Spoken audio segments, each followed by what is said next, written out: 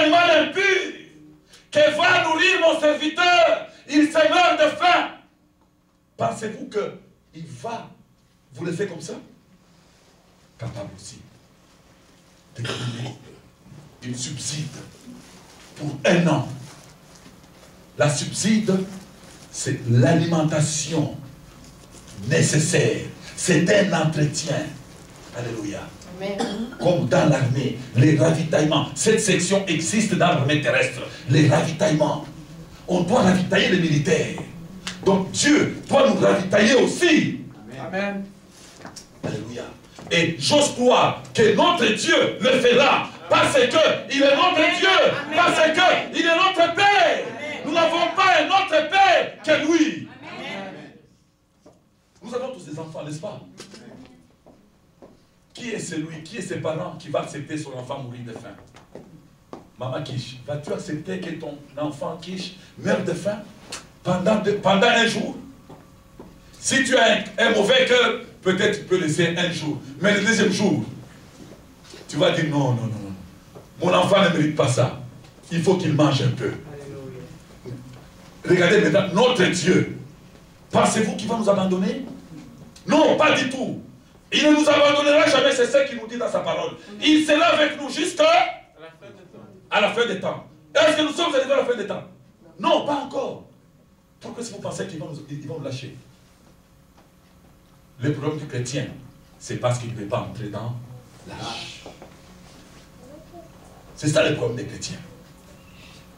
Quand tu entres dans l'âge, bien aimé, l'âge, on ne trouve jamais l'âge sur la terre. L'âge est toujours sur l'eau. Alléluia. C'est vrai, on construit l'âge sur la terre. Quand on termine le travail, on lâche l'âge. Et l'âge s'engage sur les eaux. Les eaux, c'est la parole de Dieu. Amen. Quitte un peu la terre. Amen.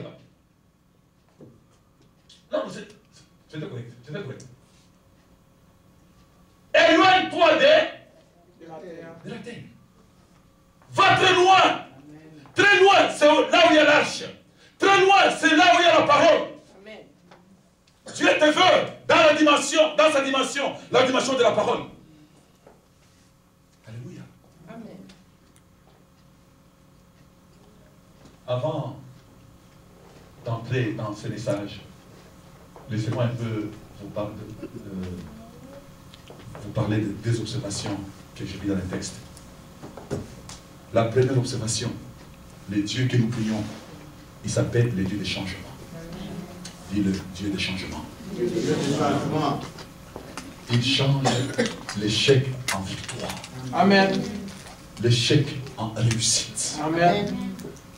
Nous allons le voir dans les textes de Luc.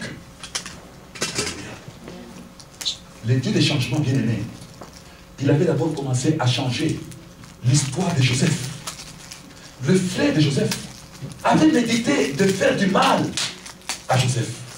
N'est-ce pas? Ils l'ont vendu. Mais qu'est-ce que le Dieu du changement avait fait? Il a changé le mal en bien. Certainement que dans ta famille, peut-être pas dans ta famille, dans ta communauté, il y a des gens qui méditent de faire du mal. N'est-ce pas? Mais le Dieu des changements, dans l'année que nous allons entrer, dans 15 jours, il va changer le mal qu'eux ont médité de le faire en bien. Alléluia. Alléluia. Amen. En changeant le mal de Joseph en bien, il a sauvé toute une génération, tout un peuple. Il y avait une famine caractérisée en Israël. Il avait fallu que les gens aillent chercher la provision en Égypte. Et qui était boss en Égypte? Joseph. Voyez comment Dieu change le mal en bien.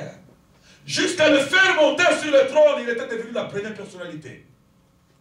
Après, bien entendu, après le pharaon, après le roi, le changement est capable de changer ce que les gens ont médité. Ce que les gens ont médité. Faire de toi des mal. Il est capable de le changer en bien. Sois béni. Vous connaissez l'histoire d'Esther. Esther, la reine Esther. N'est-ce pas? Tous les Juifs devraient être exterminés. Mais qu'est-ce que le Dieu de changement va faire?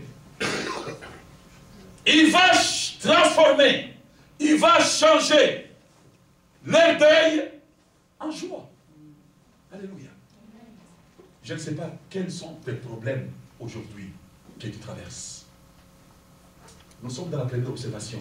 Quels sont les problèmes que tu traverses? Ces problèmes, normalement, les problèmes, quand on parle